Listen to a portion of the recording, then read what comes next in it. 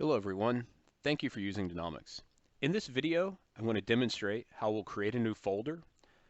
We'll then make a new petrophysical interpretation inside of that folder, select our Keywell, we'll change the layout of our project windows, we'll edit some display tracks, and then we'll save our work. Right, let's get started. So first thing I want to do is create a folder. I do this because it helps us organize our project, and when we start doing mapping later on, it'll allow us to assign a projection that will apply to all the files inside of that folder. To do this, I right-click and I say New Folder. I'm going to call this folder Welcome Project and hit OK. What I can now do is I can just drag and drop the files into this folder. Now I'm going to have an option of either saying File, New Petrophysical Interpretation from the menu.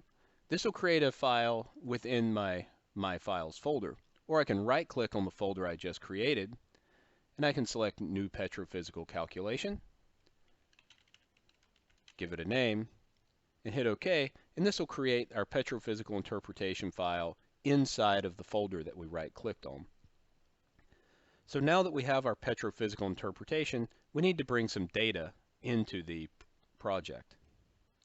So to bring data in, what we do is we come over here to the databases area, and we click on the drop-down menus and select our well header, well log, and tops databases in this case. You'll notice that it now populates our well list, and it populates and zooms to the project extents on our map. If I click on a well log, either in the well list or in the map, it'll bring up the logs for that well and display the tops. So now let's look at a few common operations that you may want to do. You probably want to customize the layout of your project. So let's take a look at a few options here.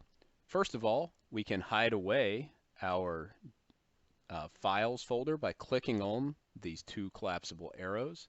We can also do the same for our databases area. You have the option of moving windows, so we can grab windows by the bar here, and we can drag those to different areas. We can also click on the tab name, and we can drag tabs into different areas.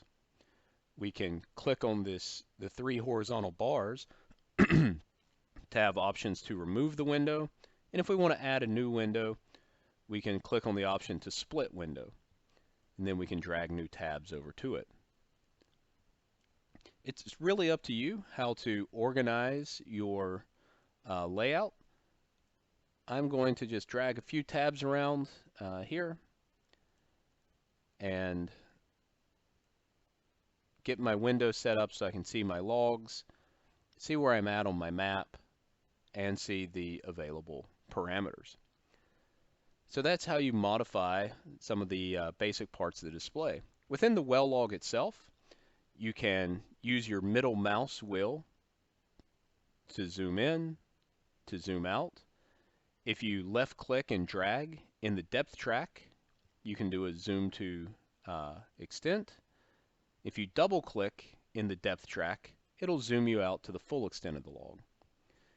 And finally, once you're zoomed in, if you want to pan up and down, you can left click and drag.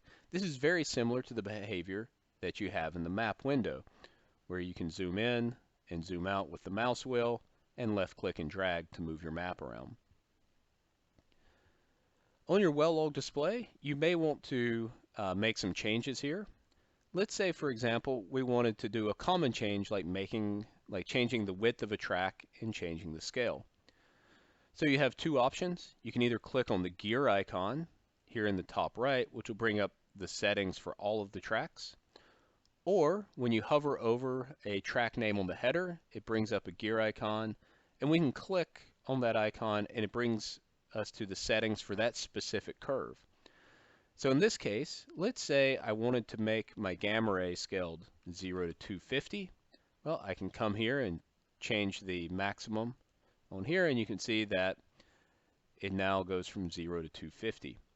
Let's say I wanted to change the display name from gamma ray to GR. I can simply change that and it updates on the fly. And finally, if I want to make the track wider or narrower, I can come in here and provide a new width. When I'm done with these edits, I can hide this panel away by either clicking on the two right arrows or by clicking on the gear icon.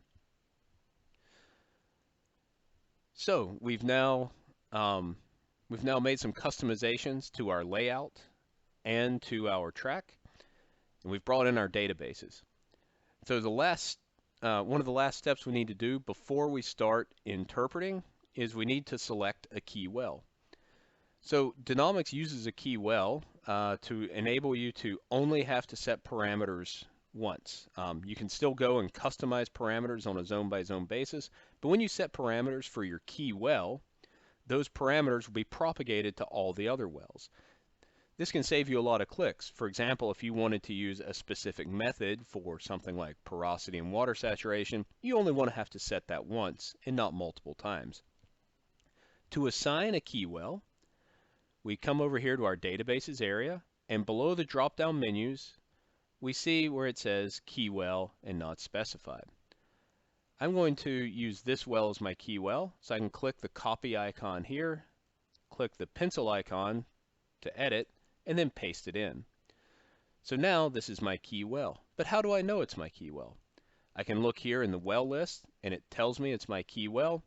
And if I click on a different well on the map, I see that I have this key icon associated with this well. To get back to my Keywell, I can just click on the link here where I selected my Keywell. So what makes for a good Keywell? Essentially, the properties of a good Keywell are data that's representative of your project area, good data coverage that's relatively complete, and a relatively full stratigraphy. There are ways that we can simulate having multiple Keywells, and we'll cover that in some of the more advanced videos. But for this project and for demonstration purposes, we're just going to set this Keywell for now. Okay, now that we've done this, let's save our work. And to do this, we're just going to say File, Save, or you can hit Control-S. All right, thank you very much. And if you have any questions, you can reach us at support@danomics.com. Thank you.